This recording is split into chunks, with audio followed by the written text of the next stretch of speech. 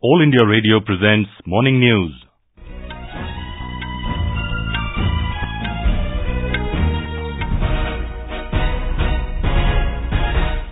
Good morning. I am V. Ravi Kumar. The headlines. GST Council decides to consider changes in rates once a year. No hike in GST rates till revenue collection stabilises.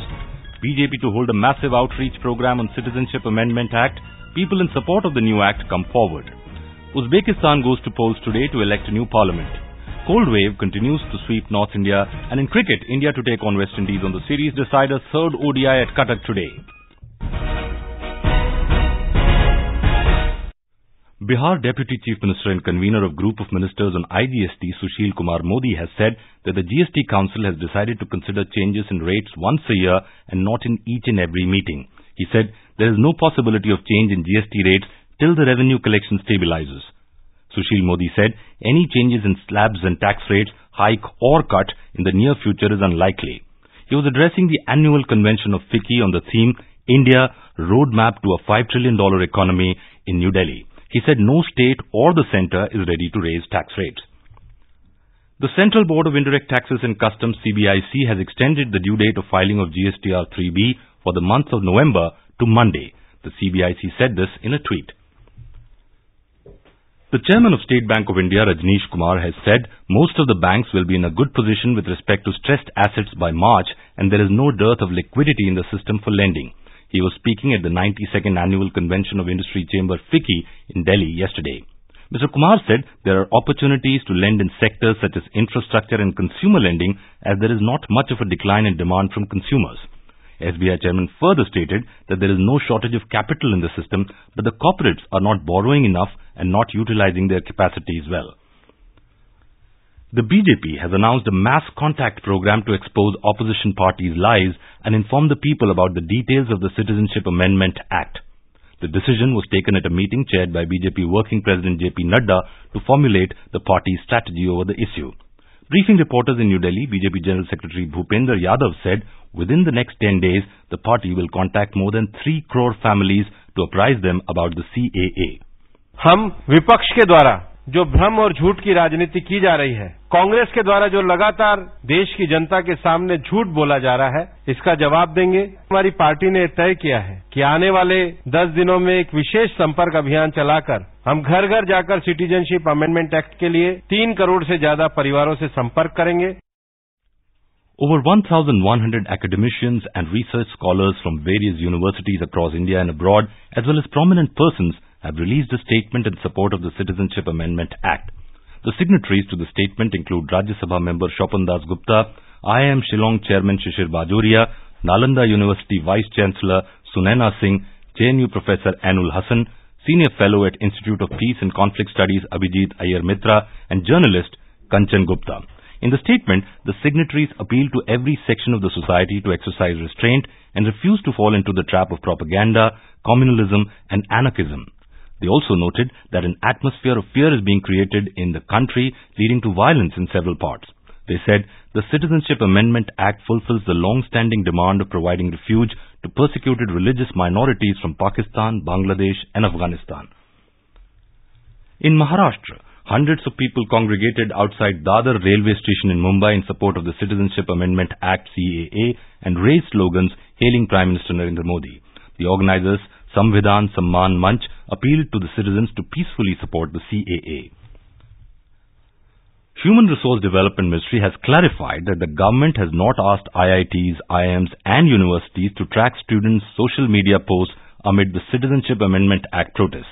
In a series of tweets, HRD Ministry said no such instructions have been issued to IITs, IIMs or any other institution by the ministry.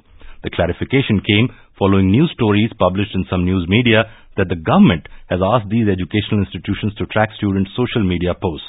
The ministry said the news items have been published without the verification of facts and are incorrect.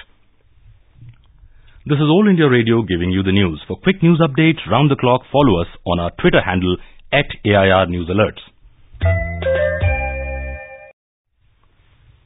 Prime Minister Narendra Modi will address a rally at Ramlila Maidan in New Delhi this morning. Residents of all 1,731 unauthorized colonies in Delhi who have been given ownership rights of their properties will attend the Dhanyavad rally or gratitude rally. Delhi BJP President Manoj Tiwari said signatures of 11 lakh residents of these colonies will be handed over to the Prime Minister at the rally as a gesture of gratitude for the centre's role in removing the unauthorized tag from the colonies where 40 lakh people live. Modi ji को धन्यवाद देने की बात कर रहे थे तो हम लोगों ने एक समय लिया है। मोदी जी आ रहे हैं रामलीला मैदान में सुबह 11 बजे और सभी लोगों को हमने आमंत्रित किया है। लगभग 1.5 लाख से ज्यादा लोगों का मूवमेंट है। Chief Ministers of BJP-ruled states and cabinet ministers will also be present at the rally. More from our correspondent. Parliament passed the National Capital Territory of Delhi Recognition of Property Rights of Residents in Unauthorized Colonies Bill earlier this month, granting ownership rights to residents of Delhi's unauthorized colonies. It provides for a legal framework to grant ownership rights of land to more than 40 lakh people living in unauthorized colonies in Delhi. It envisages offering them the rights of transferring or mortgage rights also. They would be able to claim the rights on the basis of holding documents like power of attorney, agreement of sale, will or possession letters. The title of the land after regularization will be made either in the name of the woman, in the beneficiary, family or joint with woman. Aarti Rana, News Desk. Ministry of Youth Affairs and Sports has taken several initiatives to provide support for development of youth and to enable productive youth participation in nation building.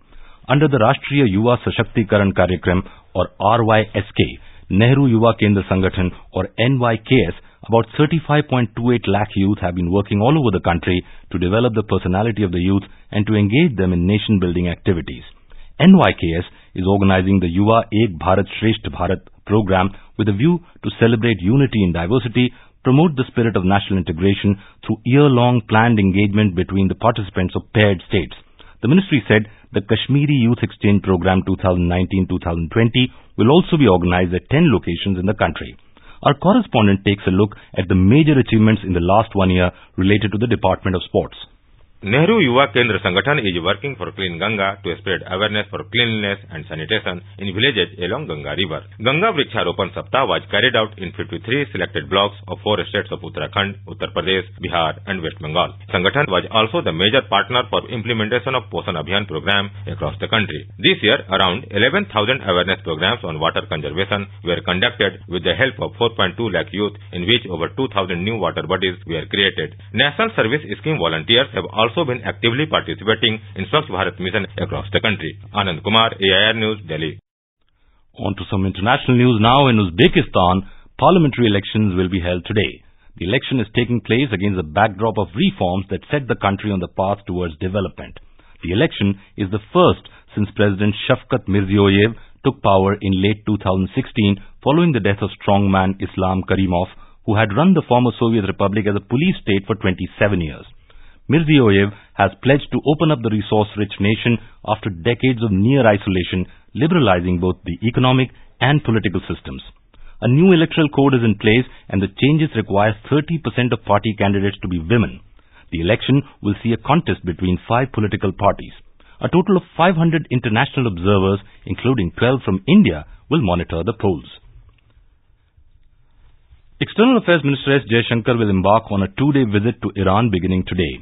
He will co-chair the 19th Joint Commission meeting with Foreign Minister of Iran. During his visit, Dr. Jaishankar is also expected to call on the Iranian President Hassan Rouhani. Trade ministers from Japan, China and South Korea will meet in Beijing today to discuss free trade pacts. The meeting will be the first of its kind in about 3 years. The ministers will talk about cooperation to get 16 Asia-Pacific nations to conclude negotiations and sign a free trade agreement by the end of the year. The proposed framework is known as the Regional Comprehensive Economic Partnership RCEP.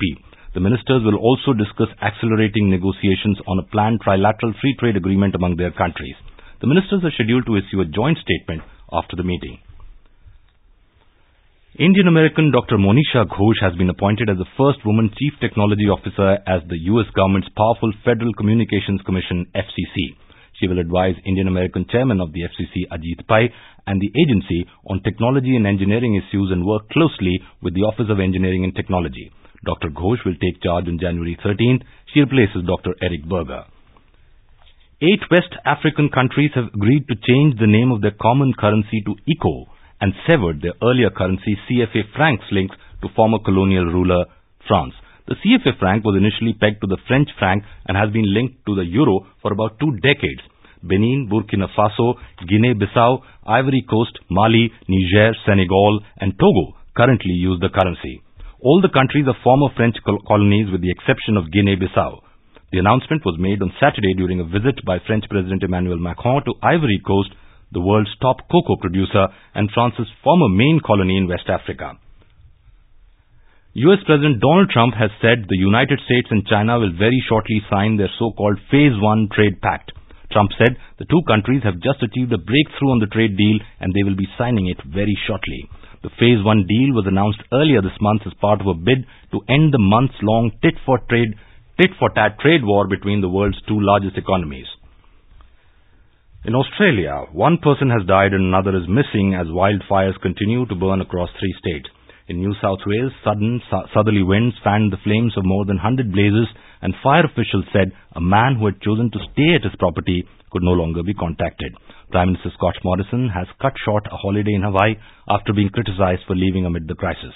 Earlier, Acting Prime Minister Michael McCormack conceded that more had to be done to tackle global warming after many Australians linked the severity of this year's fire to climate change. Since September, Australia's bushfire emergency has killed at least 9 people, destroyed more than 700 houses and scorched millions of hectares. Back home, cold wave conditions continued to sweep North India. Snowfall in the upper reaches of Kashmir Valley marked the beginning of Chille Kalan, the 40-day period of harshest winter. The ski resort of Gulmarg received 5 centimeters of snowfall and the mercury settled at a low of minus 9.6 degrees Celsius. Meteorological Department officials said during 40-day Chilai-Kalan, the chances of snowfall are maximum and day temperature also drops considerably. This period remains most difficult for the inhabitants in Kashmir region. Traffic officials told AIR that fresh vehicular traffic on Srinagar-Jammu highway will be allowed to ply only after all stranded vehicles, particularly between Digdol and Ramban stretch, are cleared towards Srinagar. Several thousand vehicles, including fruit-laden trucks, are waiting from Kazigund side to cross over Jawahar Tunnel for onward journey towards Jammu. Meanwhile, Srinagar-Leh Highway and Mughal Road in South Kashmir's Shopian district, connecting Rajouri and Poonch districts in Jammu province, continues to remain closed. Tariq Rathar, AIR News, Srinagar. Leh district of Ladakh recorded a low of minus 9.5 degrees Celsius, while Dras registered a low of minus 6 degrees Celsius. Some higher reaches of Himachal Pradesh received fresh snowfall, whereas rain occurred at some places in the state. Kelong was the coldest place at minus 6.4 degrees Celsius. In cricket, India will take on West Indies in the series decider third ODI at Cuttack in Odisha today. The match will start at 1:30 p.m. All India Radio will broadcast a running commentary on the match alternately in Hindi and English. It can be heard on Rajdhani, FM Rainbow and additional frequencies from 1 p.m. And now for an overview of today's newspapers, it's over to Nishit Kumar. Thank you, Ravi. Most newspapers have covered the anti-CAA protests prominently on their front pages. Anti-CAA stir, death toll mounts to 15 in UP violence, writes The Statesman. No let-up, violent protests in UP Bihar, says The Tribune. 2 days after Yogi's warning, UP feels the sets of rioters, reports The Times of India. BJP's outreach. 3 crore families in 10 days is how the Tribune describes the BJP's proposed mass contact program to set confusion right on CAA. BJP plans outreach to expose opposition lies, says The Pioneer. The Asian Age headlines the BJP to counter lies about NRC and CAA. Army studies extension of service by 10 to 18 years, reports the Hindustan Times. According to the paper, the Indian Army is considering a proposal that seeks to employ its specialized manpower for longer periods. No GST rate hike till revenue stabilises is the lead headline in Business Standard. And finally, Mail Today says AI to clear city traffic jams in 2020. And with that, it's back to you, Ravi. Thank you, Nishit. And now before we end the bulletin, the headlines once again. GST Council decides to consider changes in rates once a year. No hike in GST rates till revenue collection stabilises. BJP to hold a massive outreach program on Citizenship Amendment Act. People in support of the new act come forward. Uzbekistan goes to polls today to elect a new parliament. Cold wave continues to sweep North India. And in cricket, India to take on West Indies in the series decider third ODI at Cuttack today. And with that, we end the morning news. Have a nice day.